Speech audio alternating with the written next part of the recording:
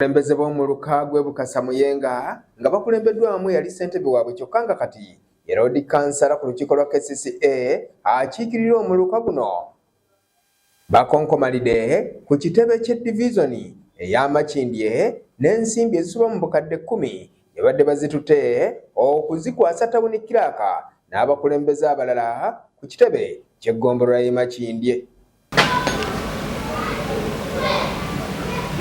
Yasin Omar annyonnyodde nti bwe yali akyali ssentebe w'omuluka baasolooza ensimbi zino okuva mu kaabuyonjo n'emidaala ne baziteeka ku akawunti ey'enjawulo nga kuno kwe bazijje okuzitwalira abakulembeze ba KCCA zibeeko emirimu egy'enjawulo gye zikolera abantu mu kitundu kyokka woofiisi za KCCA tebasanzeewo muntu yenna.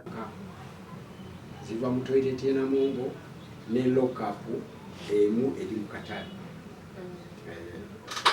Tukikoze nga twagala kulaga accountability ku level ya wansi.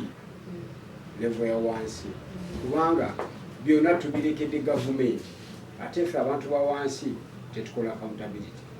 Twagala tutandike mwaka mupya 2025 n'enkola mpya, mindset mpya, accountability from the grassroots. Dala mu city council n'ebintu bingi mu kibuga naye abantu batwala bamanaginga tebazaayo ki the dues.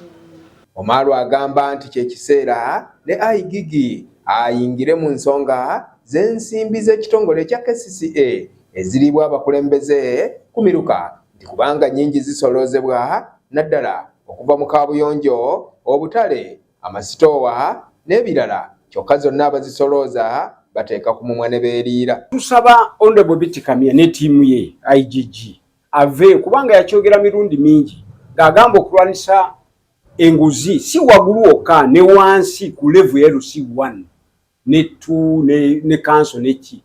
Kakati eno tulaze waliwo sente gye ziri mu byalo mu miruka ate mu bizimbe bya KCCA toilet halls waliwo bintu bingi management.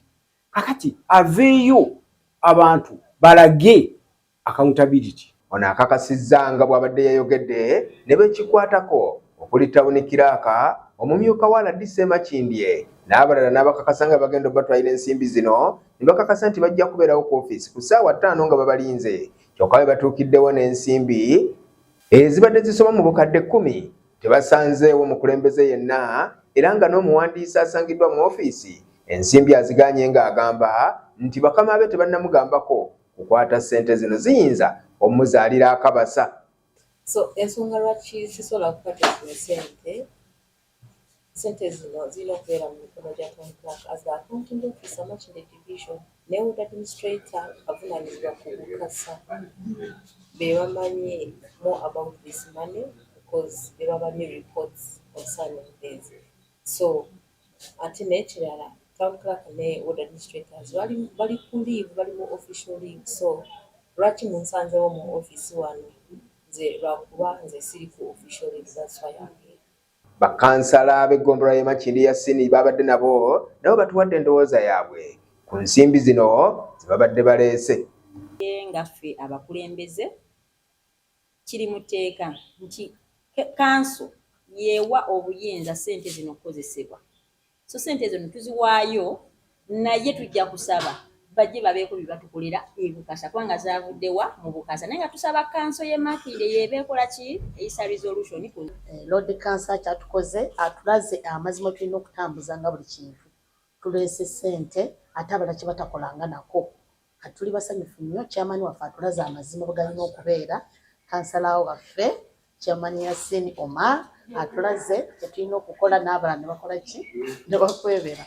Kati tukomezaawo ssente ze twasolooza mu toilet y'e Namuwongo eya KCCA n'akayumba akali mu Katale. Kakati ssente zo tubadde tuzikuŋŋaanya okumala ebbanga naye nga tetusobola zikola ki kuzisaasaanya. So olwaleero tusazeewo tuzikomyewo okuwa accountability nti ssente ze twasolooza twazitereka bulungi tuzikomezaawo kati tulinda kanso etusalirewo tunaazikozesa tutya.